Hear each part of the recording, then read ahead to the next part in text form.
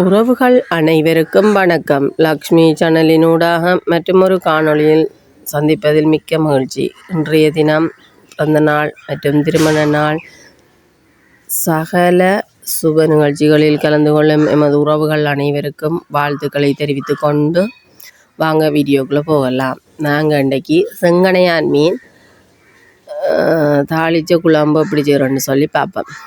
இதுக்கு நாங்கள் 1/2 கிலோ செங்கனையான் மீன் எடுத்துட்டு பாத்திரத்தை அடுப்பில் வச்சு தேவையான அளவு எண்ணெய் விட்டு அதில் கடுகு, சீரகம், சின்ன சீரகம், பெருஞ்சீரகம், வெந்தயம்,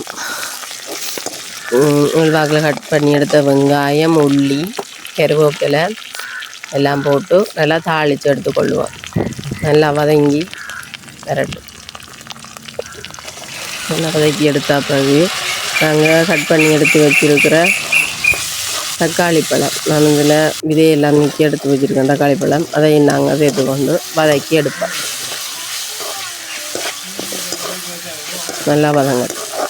ஏற்கனவே வெங்காயம் தாளிப்பு வதங்கின எண்ணெயில் தக்காளியும் போட்டோடனே நல்லா வதங்கி ஒரு பேஸ்ட் மாதிரி தாளித்த பருவத்துக்கு வந்தா பிறகு நாங்கள் எடுத்து கழுவி வச்சுருக்கிற செங்கனையான் மீனை அந்த எண்ணெய் தாளிப்போடு சேர்த்து பிரட்டி கொள்ளுவோம்.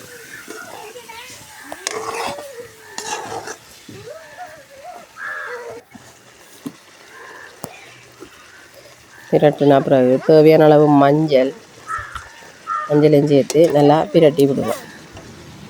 எங்களோட சேனலில் நிறைய பேர் சப்ஸ்கிரைப் பண்ணாமல் வீடியோஸ் பார்க்குறீங்க. சப்ஸ்கிரைப் பண்ணி பெல் பட்டனை ப்ரெஸ் பண்ணி விடுங்க உறவுகளே. அப்போ தான் உங்களோட ஃபோனுக்கு நோட்டிஃபிகேஷன் வரும். மற்றது வீடியோ பிடிச்சிருந்தால் லைக் பண்ணி ஷேர் பண்ணிக்கொள்ளுங்கள். வேறு என்ன வீடியோ செய்து காட்டணும்னு சொல்லி கமெண்ட்டில் சொல்லுங்கள்.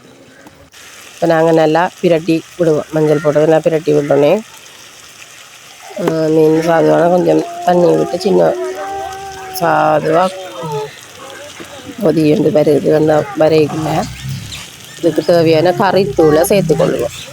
கறித்தூளை சேர்த்து அதில் இருக்கிற தண்ணியோடையே நாங்கள் பிரட்டி கொள்ளுவோம். எண்ணெயும் தண்ணியும் மிக்ஸ் ஆகிருக்கு, அதில் பிரட்டி கொள்ளுவோம். பிரட்டால் தூள்ற பச்சை வாடை போயிடும். பிரட்டி கொண்டுட்டு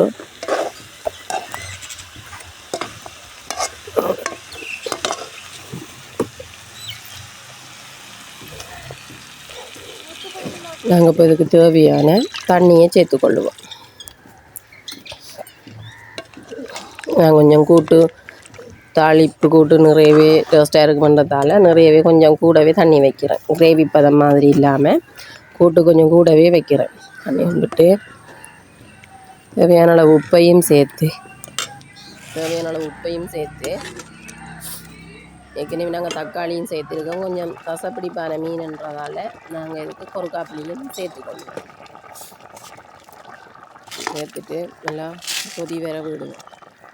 நல்லா கொதித்து வரட்டும். வந்தா பிறகு எண்ணெய் பிரிஞ்சு வந்தா பிறகு உப்பு புளிச்சுவையை பார்த்து இறக்கிக்கொள்ளுவோம். நீங்களும் செய்து பார்த்து எப்படி இருக்குன்னு சொல்லுங்க உறவுகளே. நன்றி.